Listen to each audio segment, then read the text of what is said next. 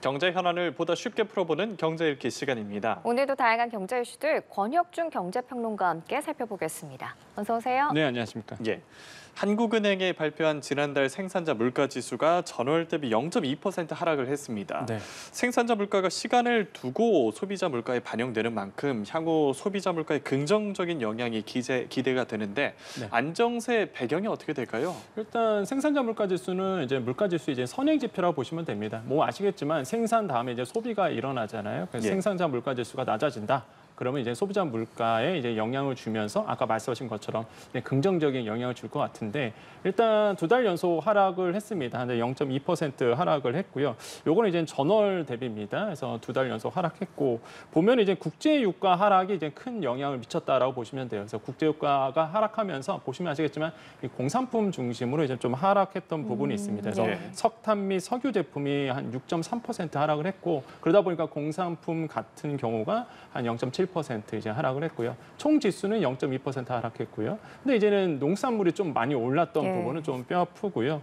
그래서 전년 동월 대비로 본다 그러면 사실 생산자 물가 지수는 1% 올랐거든요. 이런 부분은 우리가 좀 고민해야 될 부분이지 않을까 좀 생각을 합니다. 네, 전체 생산자 물가는 하락했는데 지금 네. 보시는 것처럼 농산물 물가가 많이 네. 올랐잖아요. 특히 배추 때문에 그런 것 같은데 네. 곧 김장철도 다가오는데 문제는 없을까요? 지금 좀 우려스럽습니다. 이제 김장 배추 한마디로 이제 가을 배추가 이제 출하가 이제 곧 될 텐데 11월 달 말 같은 경우에 이제 김장 많이 하신단 말이에요. 그래서 배추의 출하량에 따라서 이제 좀 달라질 것 같다라고 말씀을 드립니다. 근데 이제 생산자 물가 지수 본다 그러면 이제 9월 지표잖아요. 갔을 때 농산물이 크게 올랐습니다. 네. 보시면 아시겠지만 이 배추가 이제 61%, 그다음에 뭐 보면 토마토도 한 51% 정도 네. 올랐고요. 그다음에 뭐 상추도 한 44% 오르면서 뭐 피망도 55% 올랐거든요. 네. 그러니까 농산물 전체적으로 올랐고 돼지고기도 한 16%, 쇠고기도 한 11% 올랐습니다. 그래서 뭐 예상은 되셨을 거예요. 농산품 같은 경우에는 이 폭염 때문에 사실상 작황이 좋지 않았던 부분이 있었습니다. 그래서 그것 때문에 올랐고 그다음에 이제 축산품 같은 경우에도 올랐던 이유는요. 이제 도축일수 때문에 그렇거든요. 아시겠지만 이제 9월 달에 명절이 껴져 있다 보니까 이 작업일수가 좀 줄어들었습니다. 그래서 도축일수가 줄어들면서 사실상 이제 출하가 좀 안 됐던 부분 이런 것들이 영향을 미치면서 이제 축산품도 사실 고기류도 좀 올랐다라고 보시면 되겠고 이런 것들이 이제 전반적으로 이제 영향을 주고 있다. 그래서 일단은 지금 전체적인 지수는 낮아지고 있지만 우리가 즐겨 먹는 이런 식품 가격 중심으로는 아직도 이제 물가가 이제 높다. 이게 또 소비자 물가에 영향을 줄 수 있다라고 저는 생각을 해봅니다. 예, 한국은행은 10월에는 이상기후 영향이 좀 줄어들 걸로 네. 예상을 하는데 또 변수는 없을까요? 일단 변수는 역시나 유가입니다. 그러니까 유가 자체가 변동폭이 좀 크거든요. 그러니까 유가에 영향을 미치는 게 딱 3가지예요. 첫 번째 보면 공급과 수요겠죠. 만약에 이제는 오펙에서 만약에 감산한다. 그러면 당연히 가격은 올라갈 수밖에 없을 겁니다. 두 번째는 이제 지정학적 리스크겠죠. 지금 중동 정세입니다. 네. 이제 중동에서 전쟁이 심화된다라고 본다 그러면 또 유가의 또 변동폭은 클 수밖에 없거든요. 그래서 중동 전세를 잘 보셔야 되겠고 마지막 3번째는 경제 전망이거든요. 중국이 부양책을 내놨습니다. 그러면 이제 부양을 한다 그러면 경기를 떠받치잖아요. 그러면은 공장들 많이 돌아갈 거예요. 그러면 석유 필요할까요? 당연히 석유가 필요하죠. 그러면 이제 거기서 막대한 또 수입을 하게 되면 유가는 또 올라갈 수밖에 없습니다. 그래서 경제 전망도 크나큰 영향을 미치는데 지금 이제 유가가 다시 한번 또 오르고 있습니다. 서부 텍사스유 같은 경우가 한 70달러 선 이렇게 되고 있는데 이게 70달러 선 밑으로 잠깐 내려갔다가 예. 다시 지금 중동 정세가 악화되면서 지금 서부 텍사스유 같은 경우가 한 70달러 이렇게 됐고요. 브렌트유 같은 경우가 이제는 벤치마킹 지수인데 사실은 브렌트유 같은 경우는 74달러 지금 하고 있거든요. 그러니까 지금 보면 다시 유가가 조금씩 뛰고 있는 부분이에요. 그래서 시청자분들께서 아마 유가 하면은 아우 내 기름값, 나 차에 기름 넣어야 되는데 이렇게 고민하실 텐데 네. 유가 오른다 그러면 한 3주 후에는 우리나라 시장에 반영하거든요. 그래서 만약에 뭐 전쟁이 심화되거나 아니면은 뭐 유가가 크게 뛰었다 그러면 일단 기름 먼저 넣으시는 게 중요하다. 왜냐하면 3주 후에는 분명히 오를 수밖에 없습니다. 그래서 그거를 좀 고민하시면 도움이 될 것 같습니다. 네, 유가 흐름까지 잘 살펴봐야겠고 지난달 60세 이상 고령층 취업자가 처음으로 50대 취업자를 제치고 네. 모든 연령대에서 1위를 차지했어요. 네. 취업자뿐만 아니라 창업자 증가세도 두드러지고 있는데 이건 어떤 의미가 있는 걸까요? 그러니까 시사하는 바가 굉장히 크죠. 그러니까 60세 취업자 수거든요. 이게 지금 보면은 전체에서 23.4%를 차지했습니다.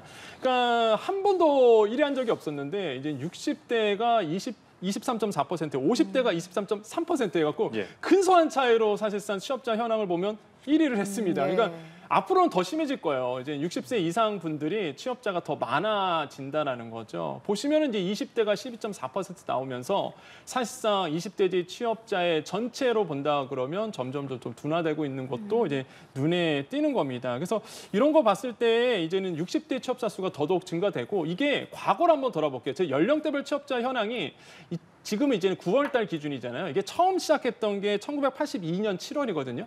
근데 그때 기준으로 봤을 때 20대 같은 경우가 26.8% 조사가 됐었습니다. 그럼 보시면은 거의 뭐 반토막이 났다라고 보시면 되겠고, 그럼 그 당시에 60대 이상의 취업자 수는 6%였거든요. 엄청난 거죠, 사실. 이게 6%, 23% 됐으니 그 사이에. 그러니까 60대 이상 분들이 너무 많아지는 거고, 그때 보면 아시겠지만은 이게 20대들이 점점 이제 나이가 먹어간 거예요. 그때 이후부터. 그래서 예. 지금 이제 60대 이상이 점점 많아지는 거거든요. 그러니까 제가 봤을 때는 앞으로 더 고령화 시대, 또 초고령화 시대로 우리가 돌입하게 되는데 60대 이상 취업자 수가 더 증가될 것이고, 그러면 이제 우리가 고민해야 될 게 그거예요.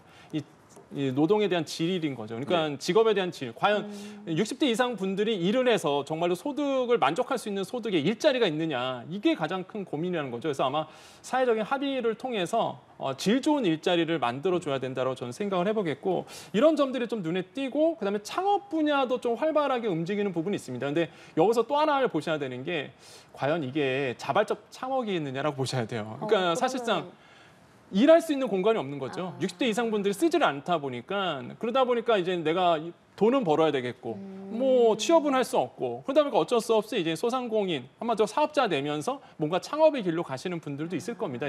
이런 비중들이 늘어난 부분도 있고, 또 하나의 측면은 임대소득자 때문에 그래요. 그러니까 임대 사업자 같은 경우가 사실상 2천만 원 넘어가면 사업자 등록하셔야 되거든요. 예. 그러다 보니까 이제는 임대소득이 있으신 분들 같은 경우에는 과거에는 안 내도 되는데 네. 지금은 이제 내야 된단 말이에요. 2천만 원 넘어가면. 그러다 보니까 사실상 이제 사업자를 내니까 이게 또 취업자 수로 잡혀버리고 창업자 수로 잡혀버리는 거죠. 그러니까 이런 것들도 이제는 통계에 이제 잡히고 있다. 그래서 결론 말씀드리면 이제 60대 이상에 대한 그 고용에 대한 부분들과 그다음에 일자리에 대한 퀄리티, 그 질적인 부분도 이제는 생각해 줘야 할 때가 아닌가라고 고민을 해보겠습니다. 예, 그렇다 보니까 정년 연장 관련한 네. 논의도 좀 활발해질 전망인데, 대한노인회장에 취임한 이중근 부영그룹 회장이 취임 일성으로 노인 기준을 조정하자고 주장을 했거든요. 네. 구체적으로 좀 몇 세로 조정을 해야 된다는 얘기인가요? 지금 보면 이제 75세로 하자 이런 예. 말씀하셨는데 뭐 아시겠지만 뭐 다 아실 거예요. 부영그룹 하면은 딱 떠오르는 게 출산하신 분들에게 1억 예, 바로 그분이시거든요. 예. 바로 이 회장이 바로 이제 노인의 이제 회장이 되셨는데, 그러다 보니까 이번에 4대 목표를 제시한 겁니다. 그 4대 목표 하나 중에 75세까지, 그러니까 65세를 이제 노인은 안 본다. 이게 서베이 조사를 해보면 본인들마저도 65세 노인이야? 이렇게 의아점이 있다는 거죠. 그래서 한 75세로 사실상 일을 할 수 있도록 하자라는 이제는 얘기를 한 겁니다. 그래서 이런 얘기를 했어요. 임금 피크제를 통해서 좀 할 수 있다. 이렇게 예, 지금 나오고 있죠. 네. 2050년 노인 인구가 2천만 명 추산된다라고 보고 있는데 지금 하면 1,000만 명 정도가 됩니다. 우리 인구의 한 5분의 1이 사실 노인 인구거든요. 65세 이상이세요.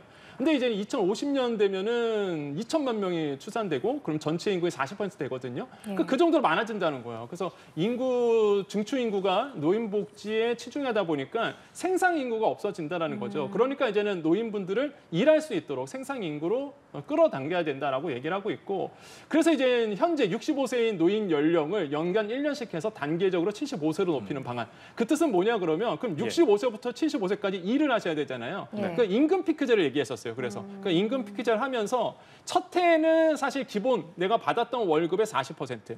그러다가 이제 75세가 되면 내 월급 받았던 거에 20%로 이제는 주자는 거죠. 그렇게 된다 그러면 75세까지 이제 생산 가능 인구로 이제 끌어오겠다는 거예요. 그러면 노인분들이 이제 일을 할 수 있는 이 길을 만들겠다는 것이 이제 노인회 회장의 아이디어인데, 과연 이게 이제 실현될지는 보셔야 됩니다. 왜냐하면 이 정년 연장이라는 게 사회적 합의가 없으면 사실 불가능하거든요. 그렇죠. 그러니까 좀 처음 시도를 하신 거예요. 지금 이제는 사회에 이 아젠다를 딱 던진 겁니다. 그래서 아마 이 부분이 아마 정년 연장에 대한 아마 그 논의의 시발점이 되지 않을까라고 좀 생각을 해보겠습니다. 이제 논의가 활발하게 이루어져서 만약에 노인 기준 나이가 최종적으로 75세로 바뀌게 된다면 이게 뭐 노인 부양이랑 연금 문제를 푸는데 어떤 영향을 줄까요? 사실상 지금 이게 기업들의 합의가 돼야 돼요. 이제 기업들 같은 경우에는 사실 대기업 중심으로 본다 그러면 좋아하지는 않습니다. 왜 그러냐면 이 노인 인구가 많아지고 그다음에 이제 고령의 임금자가 많아지면 임금은 많아질 수밖에 없잖아요. 그렇죠. 그러다 보니까 이런 문제가 있고 근데 반대로 중소기업들은 좋아요. 왜냐하면 지금 젊은 친구들이 안 들어옵니다. 그러다 보니까 어차피 노령 인구가 필요하고 이분들이 생산 가능 인구에 머물러 있어야 되거든요. 그러니까 정년이 지금 이제 빨라버리면은 사실상 정년이 지금 60세입니다. 그런데 이제는 국민연금 같은 경우에는 사실상 이 65세부터 준단 말이에요. 그러니까 이게 안 맞는 거예요. 매치가 안 되다 보니까. 중소기업 다니신 분들이 은퇴하고 나서 소득이 없거든요. 소득 절벽 상태에 빠져요. 그래서 더 일하고 싶은데 근데 정년이 60세다 보니까 그러지 못하는 부분. 그래서 오히려 중소기업들은 더 좋아할 수도 있고요. 또한 이제는 노령 인구 지금 이제 장년층 같은 부분에는 정년 연장을 좋아할 겁니다. 아까도 말씀드렸지만은 소득 절벽 상태가 지금 5년 동안 일어나거든요. 소득이 없어요. 연금 나오기 전까지 5년 동안. 그러다 보니까 제가 봤을 때는 지금 계속적으로 본다 그러면 아마 이런 정년 연장이 국민연금과 맞물려서 움직여야 된다. 현재 같은 경우는 63세가 받으세요. 예. 그러니까 60세에서 은퇴해서 63세 3년까지 공백 기간이 있는 거죠. 앞으로 되면 65세까지 이제는 됩니다. 그러면 나중에 가면 5년 동안 사실 공백이 생기는데 이걸 어떻게 메꿔줄 거냐. 그래서 저는 정년 연장 개인적 생각은 환영한다라고 생각을 해봐요. 그래서 이제 정년연장을 해서 말 그대로 65세 이상 분들도 충분히 일할 수 있도록 좀 해주는 부분은 저는 이제는 우리나라가 초고령화 사회로 진입하기 때문에 충분히 필요한 논의가 될 것 같다고 생각을 해봅니다. 예, 지금부터 논의를 시작해야 빨리 그럼요. 결과가 나올 네네. 것 같습니다. 마지막으로 삼성전자 얘기입니다. 또 한 번 신저가를 기록을 했거든요. 지금 뉴욕 증시에서는 엔비디아가 큰 폭으로 상승세를 보였는데 이 온기가 국내까지 번지진 못한 것 같아요. 안타깝죠. 이게 삼성전자 보면은 그 저번에 한번 말씀드렸지만 외국인들이 참 얄밉다라는 생각을 해봅니다. 이게 30일 연속 팔고 있고요. 역대 최대 기록입니다. 그러니까 외국인들이 9월 3일부터 지금까지 한 번도 순매수를 안 했어요. 계속 매도입니다. 그러니까 외국인들이 거래일이 계속 연장이 되고 있네요. 계속 매도예요. 그러니까 주가가 좋은 흐름을 가질 수가 없는 거죠. 그래서 삼성전자가 오늘도 지금 떨어지고 있고 지금 삼성전자 주가 추이를 보시면 아시겠지만 뭐 보시면 58,500원 그래서 52주 신저가를 이제 기록하고 있는 부분이고 제가 들어오기 전에 잠깐 봤지만 오늘도 또 떨어지고 있는 추세. 역시나 외국인들이 또 팔고 있다라고 보시면 되겠습니다. 그래서 주가 추이를 본다면 굉장히 6만 선 깨진 지는 오래됐고요. 계속 5만 원 후반대에서 이제 계속 움직이고 있는데 그러다 보니까 우리나라의 삼성전자 갖고 있는 분들 굉장히 많으시거든요. 그러니까 진짜 재미가 없다 이런 말씀을 많이 하세요. 특히 삼성전자가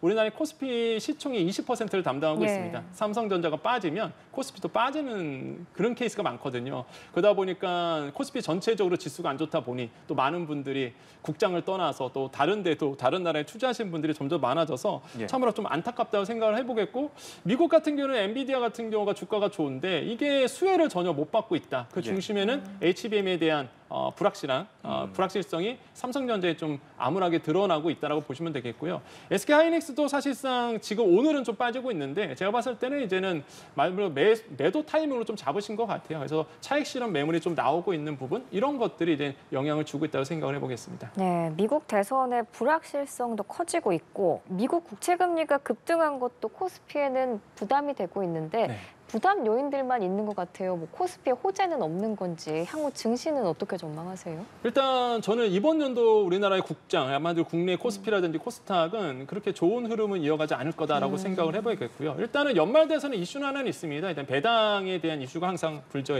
찬바람이 불면 배당이 떠오르실 겁니다. 그래서 아무래도 배당에 대한 이슈 때문에 배당주 중심으로 아마 매수세는 좀 보여질 것 같지만 하지만 전반적으로 봤을 때 우리나라의 주가 흐름은 올해 같은 경우는 워낙 좋지는 않을 거다라고 저는 판단을 하고 있습니다. 일단은 외국 같은 경우 특히 이제 미국 같은 경우에는 이제 대선도 맞물려 있거든요. 이제 곧 대선이죠. 그렇게 된다 그러면 이 불확실성이 오히려 호재로 작용하는 경우가 굉장히 많았어요. 그러다 보니까 이제 미국에 있는 뭐 뉴욕 3대 지수 같은 경우는 좋은 흐름을 이뤄가고 있지만은 사실 우리나라 같은 그 훈풍 시동이 전혀 불지 않고 있는 부분. 그다음에 무엇보다 이제 삼성전자에 대한 HBM에 대한 불확실성, 실적에 대한 불확실성이 계속 커지다 보니까 주가에는 전혀 좋은 흐름을 이어가지 못하고 있는 부분이 좀 아쉽다라고 좀 생각을 해보겠습니다. 그래서 아까 말씀드린 것처럼 미국 대선에 대한 불확실성이 이제 미국 장 같은 경우에는 오히려 또 수혜주로 해서 오히려 주가를 끌어올리는 경우도 있는데 우리나라 같은 경우는 이 불확실성이 마이너스로 작용하다 보니까 계속적으로 미국 대선에 대한 불확실성이 높아질수록 계속 주가는 빠질 수밖에 없는 부분이라고 보시면 되겠고 그게 영향을 미치는 게 반도체주랑 자동차. 아시겠지만 이제 규제 정책과 맞물려 있어서 이런 것들이 이제는 좀 변화폭이 좀 커질 수 있다고 생각을 해봅니다. 그래서 저는 이런 것들이 좀 뼈아프고요. 확실히 이제 삼성전자가 오를 그 시발점을 만들려고 그러면 모멘텀을 만들려고 그러면 확실히 실적이 좀 받쳐줘야 된다. 그 중심에는 HBM이라든지 그다음에 D램 반도체, 레거시 반도체에 대한 어느 정도 수출의 회복력 이런 것들이 이제는 밝혀진다 그러면 실적으로 확인된다 그러면 저는 뭐 충분히 뭐 삼성전자, SK하이닉스도 다시 한번 이제는 고점을 찍을 수 있는 길이 분명히 열릴 거라고 생각을 해봅니다. 이런 점들은 좀 고민해 봐야 된다라고 다시 한번 말씀드립니다. 예, 알겠습니다. 실적과 관련한 삼성전자의 긍정적인 전망까지 짚어주셨습니다. 오늘 경제 읽기 권혁준 경제평론가와 함께 다뤄봤습니다. 오늘 말씀 고맙습니다. 네, 감사합니다. 고맙습니다.